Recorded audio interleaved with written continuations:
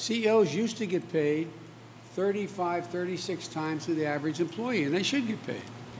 Now it's over 370 times more than the average employee. As my mother would say, who died and left them, boss? No, I'm serious about it. Now, so you got over 50% going to stock buybacks. And the other percent, I think it's 42%. Let me see, 56, it's 40, no, it's 38% goes to dividends, which is reasonable. But here's the point. After all is said and done, that leaves 8% of that $1 trillion for research and development, salaries, new product, new enterprises, new initiatives. 8%. I come from the corporate capital of the world. Literally, more corporations are incorporated in the state of Delaware than any place in America.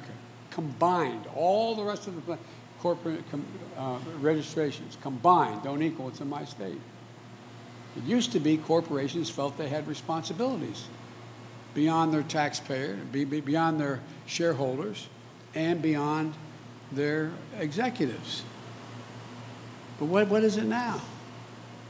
Average CEO becomes a CEO for 6 to 7 years. And by the way, capitalism has incentives. One of the worst votes ever made was during the Clinton administration. Say a corporation could not deduct from their taxes more than $1 million it paid for any CEO. So guess what they start doing? 80-some% of CEOs now get paid in stock options. Why do you think they buy back the stock? To raise the price of the stock. They're not bad guys. It's just the incentives.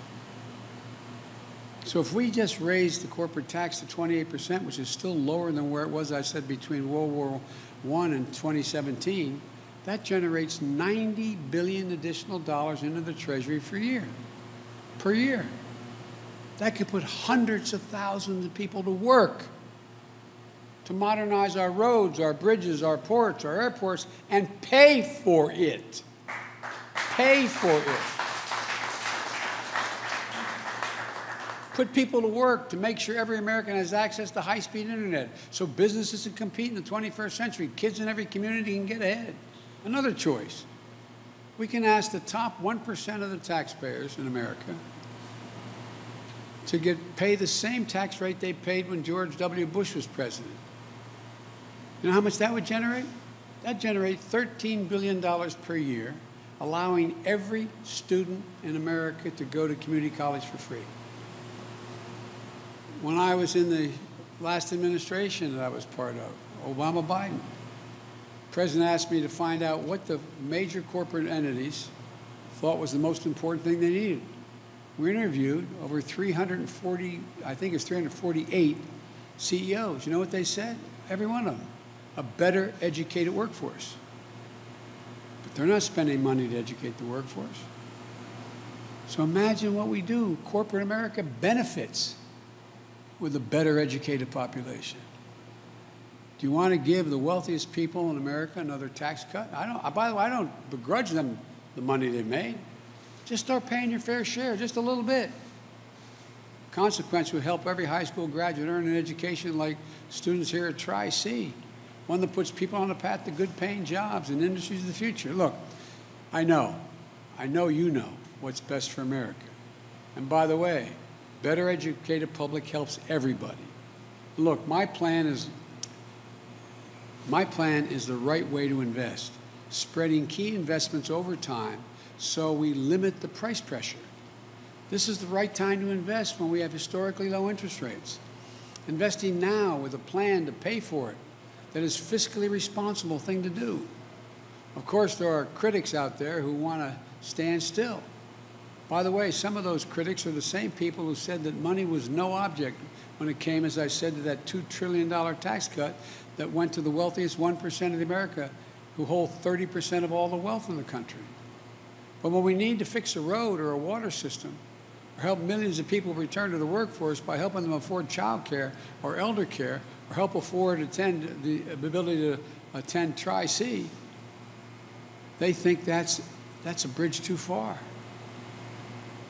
Investing in America, again, is going to create growth, more jobs, but there's something else we have to do to ensure that high-quality jobs exist. We must restore the connection between the success of our economy and the people who produce that success, hard-working Americans. The connection has been severed. You all remember, it used to be the case in this country, when you were part of generating success of a company, you got to share in the benefits. That's long since gone, not a joke. And by the way, I'm a capitalist.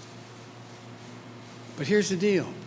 From 1948, after the war, to 1977, I think it was 1977, 79, productivity in America grew by 100%.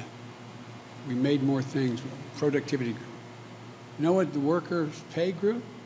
By 100%. Since 1979, all that changed. Productivity has grown 4 times faster than pay has grown. The basic bargain in this country has been broken.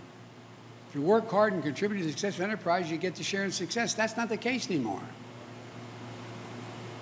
So you can carve out your place in the middle class. That's how it happens. That's how it works in healthy capitalist economies. But along the way, we started seeing the stock market and corporate profits and executive pay as the sole measure of our economic success. Let me tell you something. My sole measure of economic success is how working families are doing, whether they have jobs that deliver dignity. That means we have to focus on wages like we used to. When it comes to the economy we're building, rising wages aren't a bug, they're a feature.